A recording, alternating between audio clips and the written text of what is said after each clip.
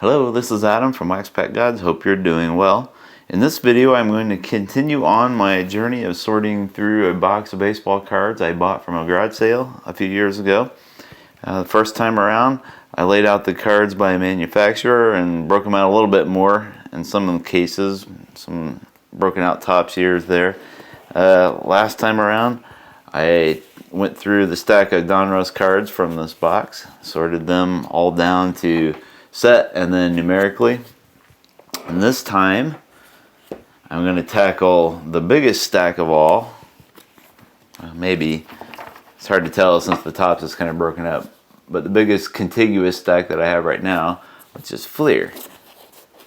So we'll see what all we get out of this guy. I'm going to push these messy piles away just a little bit.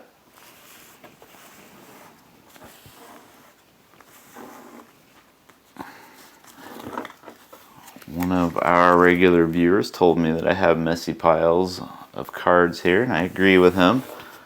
I probably won't be changing anytime soon though. So here we go. I'll put these guys into years and sets first, and then we'll kind of see what we got, or we'll put them numerically. So there's Dennis Eckersley and Mark Grace in 1990 Fleer, 89 Fleer, Steve Sachs in 83 Fleer. So you think, will there be anything good in here? Well, we've already got an Eck card, so that's a Hall of Famer. There's another one, Tony Gwynn, 89 Fleer. I won't obsess too much over each individual one. There's 88 Fleer. I always thought these kind of look like, I don't know, Little Debbie snack cakes or something. Makes me hungry just thinking about it. Kevin Napier, Leon Durham. Okay, so some good players. Alvin Davis was good. Dennis Lamp, 92 Fleer. So 92 was the year that, like, all three card companies kind of made a leap forward. Fleer brought full color photos to their card backs. It doesn't look all that impressive now.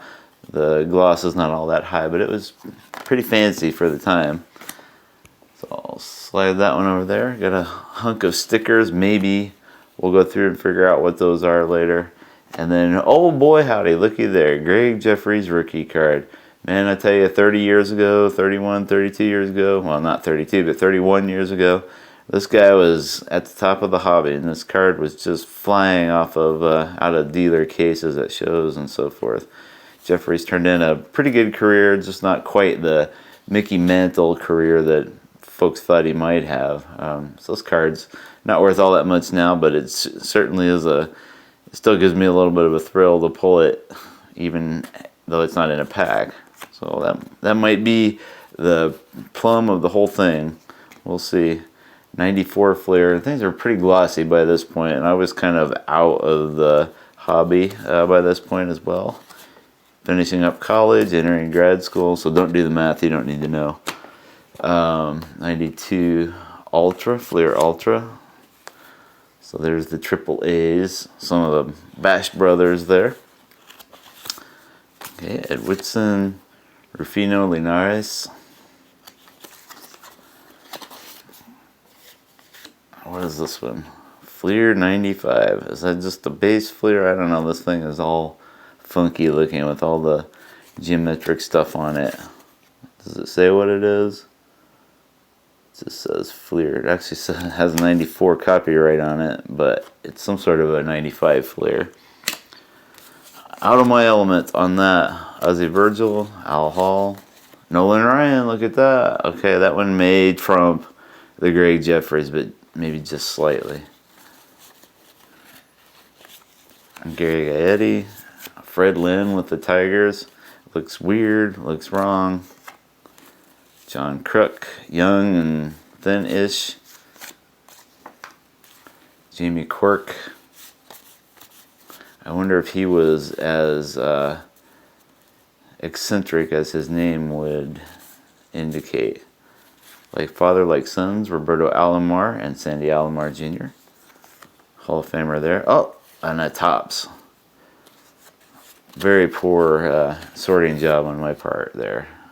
Dan Schatzeder. Okay, Tim Burke, sticker, Rance Mulliniks, Rance, Mike Greenwell, who got kind of upset with the whole steroid thing. Said that he and not, I think it was Jose, not Jose Canseco, should have been the American League MVP in 1988. And you can see Greenwell hit 22 homers with 119 runs batted in and a 325 batting average. So he has some claim there. You wonder how the careers would have been different had Greenwell won the MVP award. I mean, so you think that would have added some cachet to his career, but truth is there are lots of guys who have won MVP awards. There's Will Clark and Rafael Palmeiro. Speaking of bad blood and steroids, you should look up their stories someday. Anyway, there have been a fair number of guys who've won an MVP award who didn't end up like Hall of Fame worthy players. There's another 92 Fleer Ultra, kind of a fancy looking checklist with, I guess that's Mark Grace on it. Gary Reedus, always loved him for the Reds in the mid 80s. 93 Fleer Ultra. Okay. Lots of 89 Fleer. Maybe we'll get a Billy Ripken. I'll have to censor the whole thing if we do. There's David Wells, 1990 Fleer. Again, kind of thin, kind of young with the Blue Jays. That may be, I don't know. I can't remember what his rookie card is. Maybe in the 87, 88. It's early, definitely. Okay. Todd Worrell. Dan Plesac, who you probably know from, what is it, Major League Baseball? Is it Baseball Tonight? I think that's the show. Definitely the Major League Baseball Network. Ooh, there's a Hall of Famer, Jack Morris. Whether or not you think he should be in the Hall, he is. Lou Whitaker. Whether or not you think he should be in the Hall, he's not. He should be. There's Mitch Williams and Mark Davis, the Game Savers. Okay. More 89 Fleer. Denny Walling. Denny Walling is one of those guys who was like 40 when he was born and is probably still 40. Cecilio Guante, great name. He's Keith Hernandez. Another guy who most of us thought would make the Hall of Fame while he was playing, but has fallen short. Stan Javier, Dennis Rasmussen. He's really tall, right? 6'7", 225. Big dude. Steve Buechel. Fernando Valenzuela. He had kind of a later in his career resurgence. He was 5'8" in '88 though, so it wasn't then. Another one of those triple A's cards. That was this 95 Fleer Ultra, Jason Barre. Manny Lee. Gary Templeton, traded for Ozzie Smith. 91 Fleer Ultra, so that was the first edition of Fleer Ultras, and it was Ultra because it had all these photos on it. Kind of neat. Made the guys look like figurines or something on the back. What do we got here? Some Fleer Ultra. I don't know, was it 96 maybe? Ooh, 02. Man, it's really up there. There's Goose Gossage with the great goose mustache. Mike Rico, Dennis Rasmussen again. Maybe it was a Rasmussen collector. Is there such a creature? Probably. Tony Pena, really good catcher. It's a 92 Ultra. Israel Sanchez. I have to say I don't know much about him, but there he is with the Royals, and you can see on the back of his card that he had yet to appear in a major league game, although he turned 25 when this card was live in packs. And here's a 91 Fleer. Pretty awful design, if you ask me, especially the colors. The colors, man. Okay, so there we've got these guys sorted into sets. We'll go ahead and put them into numerical order. So Fleer was good because you knew they were all in teams, and the lower numbers went to the better team. So the team that won the World Series had their topmost alphabetical guy at number 1. So let's see, the Cardinals won the World Series in 1982. So somebody on the Cardinals would have been number one. I can't remember. Maybe Joaquin Andujar. That'd be my guess. Okay. It's 88. Oh, that Richard Dotson is an update card. Looky there. With the Yankees. And there's another update. That Israel Sanchez. That's why he had not played. He was a rookie. And he's sticking. How do Fleer cards stick together? There's no gum to do that for them. Okay. Those in numerical order. I got enough of the 89s. I think I'll break them out into hundreds stacks and then sort from there. Okay. 100s, 300s, 100s. There's that Tony Gwynn card. Can't beat that. Except for maybe the Greg Jeffries again. And there's Greg Jeffries, number 38. Okay, let's see, threes. Okay, the Superstar Specials are always high, so those are in the sixes. Here I got Eddie. We got a couple of 400s. 600s. These guys are, there's the Nolan. These guys are really sticking together. I think after all these years kind of living in that box alone with each other, they've become quite attached.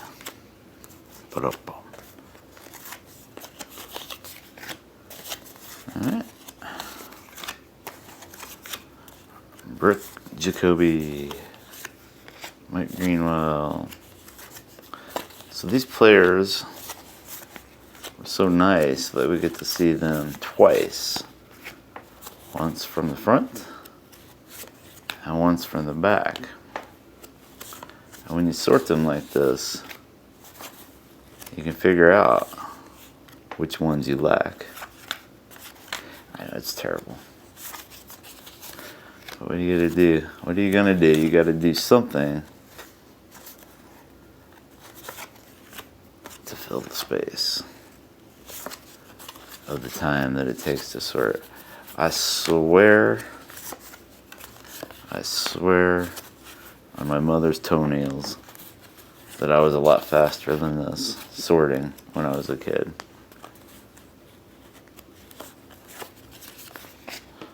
Sorry, Mom, I hope your toenails are fine.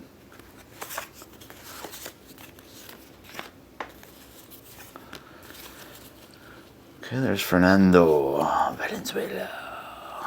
He's still only 29, or he would turn 29 the summer that card was issued. He was around forever, it seemed like, before he got old, and then it seemed like he got old fast. But then he was around forever. It was quite a conundrum.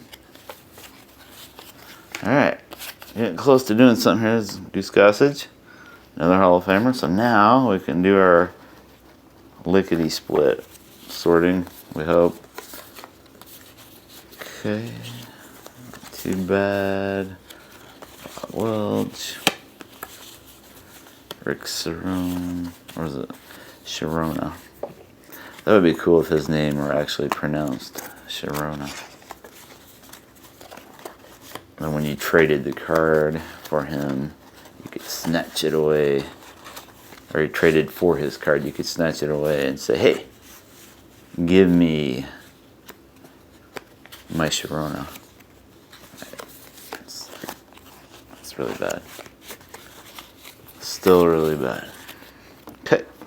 And here the Tigers are. See, they're together, sort of, alphabetically together, because they were on the same team, and so they suffered or achieved the same basic fate. Paul Gibson, Lou Whitaker, all in the same boat. No Alan Trammell, or as one of my fancy frou-frou friends used to say, Alan Trammell.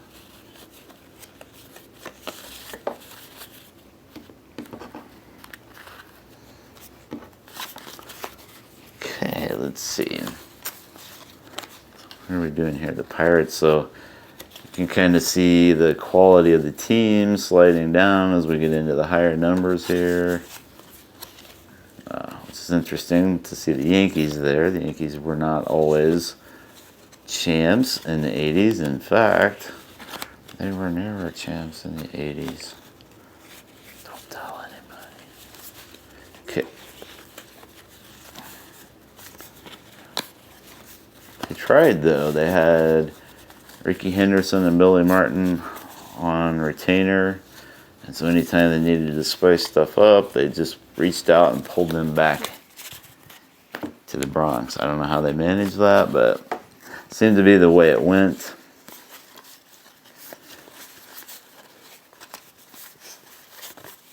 So I feel like when I was a kid, I used to watch my grandmother sit and work on things, and she didn't have very good eyesight. So she'd hold things at arm's length. She'd use a magnifying glass to see what she was doing. And then she would either lick her fingers to move from page to page or item to item, or she would use a thimble. I don't have a thimble, so I will leave it to you to surmise what's happening back here off camera a little bit. Just a public service announcement, though. Don't lick your cards. They don't like it, and who knows, the ink might be toxic, especially after all these years.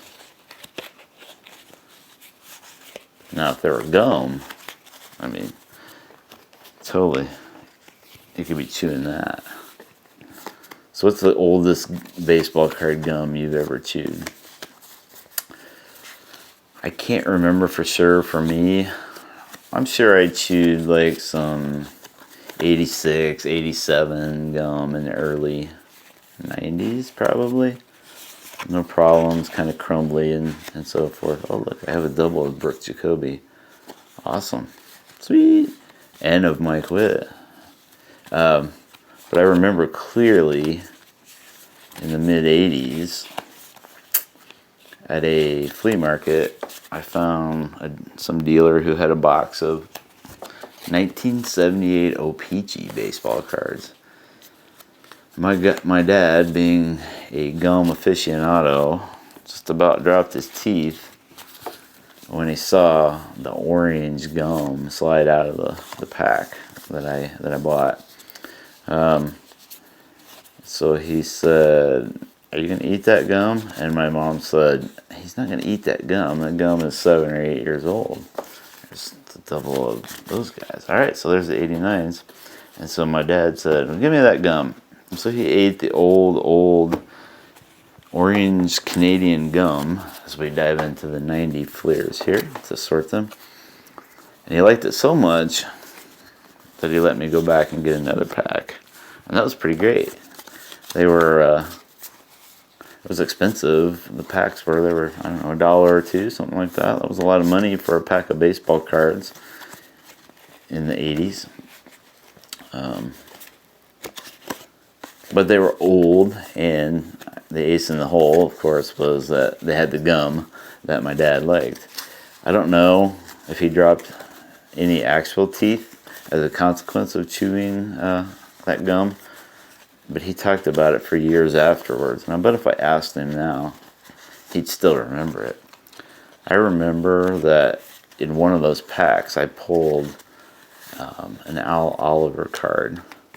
I'm trying to remember the transaction. I believe the card showed him with the Pirates, and it had the little writing stamp on the front that said, "Now with Texas Rangers," or maybe it was vice versa. But I definitely remember Al Oliver, and I think he was kind of kneeling or something.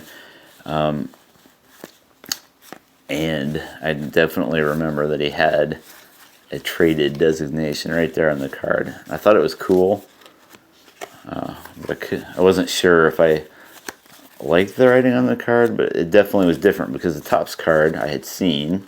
I don't know if I owned it, but it definitely did not have that writing designation on it. And so that was about as close as like MLB trade rumors as I imagine you could come in those days. It's like, oh wow, the in season, here we are, and Topps / o-pee-chee is telling us that this guy is with another team now. Neato. Okay, we got 191. I think I can sort that one. And 192. Dennis Lamp. Always lit the way for his teams. 91 Ultra. What do we got here? 92 Ultras. So we got 3 of those. It's gonna be a tough job. Rich Rodriguez. I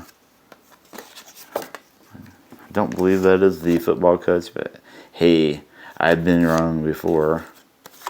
Tony Pena and Checklist. 93 Ultra. Terry Mulholland. Should be a bridge joke in there somewhere. There's David West. Definitely not the Pacers player or whatever other NBA team David West ended up with. For me, it was Pacers. What do we got here? 95 Fleer Ultra. 95 Fleer something or other. And then the 2002 Ben Grieve Fleer Ultra. And Grieve was kind of a hot prospect at some point. Did pretty well for a couple of years and then sort of tailed off. But he's a good one to end with, other than our stickers here. So I can put these kind of in some order. So it looks like these are 89s with the 4 on them. This is an 89 also. This is 90, I remember those kind of, the 89s, the 90s, 89s. Not surprising, we've got 89s and 90s because those are the cards that we kind of had out the yin-yang. And look at that, we end with A's across the board, including Grieve. Although he's shown with the Rays, he really made his hay with the A's. And so there you have it. I've sorted through my stack, the big stack of Fleer cards from my long forgotten garage sale buy of baseball cards that came in this box. So next time around we'll see what else we can dig up. Thanks for watching.